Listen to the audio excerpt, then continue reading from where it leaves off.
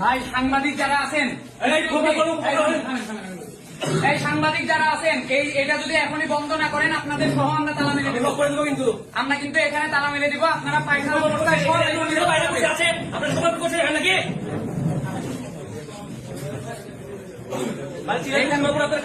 এখানে এখনই যদি এটা বন্ধ না করেন আপনাদের সাংবাদিকদের সহ আমরা কিন্তু তালা মেরে দেবো।